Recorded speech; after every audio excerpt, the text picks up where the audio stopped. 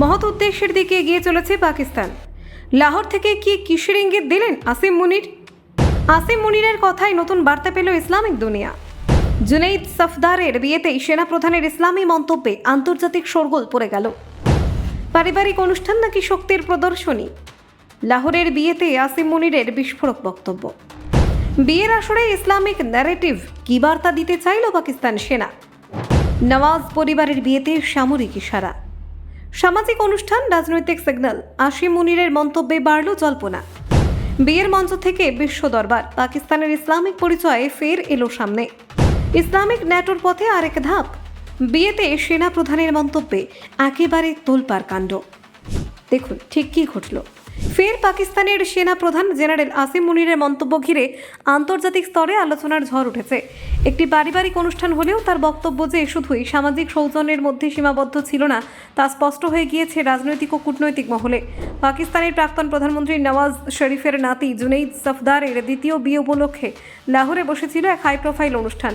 সেখানে উপস্থিত ছিলেন পাকিস্তানের রাজনৈতিক নেতৃত্ব, সেনাবাহিনীর শীর্ষ আধিকারিক এবং দেশের অভিজাত শ্রেণীর প্রতিনিধিরা। ফলে এই বিয়ে শুধুমাত্র পারিবারিক অনুষ্ঠান না থেকে এক বিশেষ রাজনৈতিক তাৎপর্য বহন করে। এই অনুষ্ঠানের মাঝে পাকিস্তানের প্রথম সারি সংবাদ মাধ্যম দ্য নিউজ ইন্টারন্যাশনালকে একটি সংক্ষিপ্ত সাক্ষাৎকার দেন সেনাপ্রধান আসিম মুনির। এই সাক্ষাৎকারে তিনি বলেন, পাকিস্তান ইসলামের নামে গঠিত হয়েছিল এবং আজও ইসলামিক দেশগুলির মধ্যে তার আলাদা গুরুত্ব রয়েছে।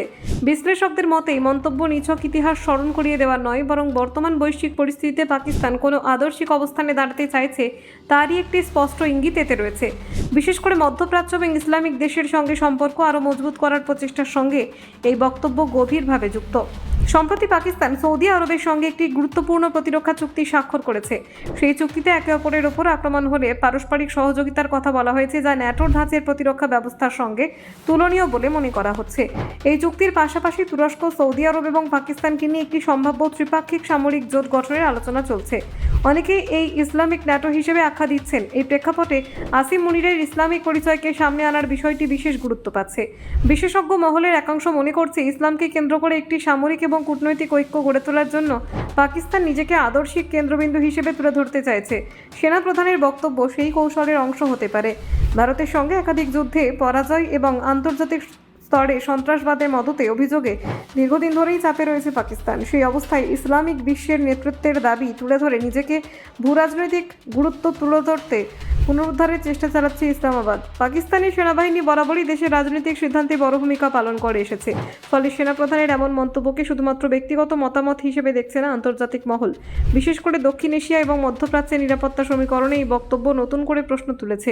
ইসলামিক পরিচয়কে সামনে রেখে ভবিষ্যতে পাকিস্তানকে এই ধরনের কৌশলগত পদক্ষেপ নিতে পারে তা নিয়ে বাড়ছে জল্পনা।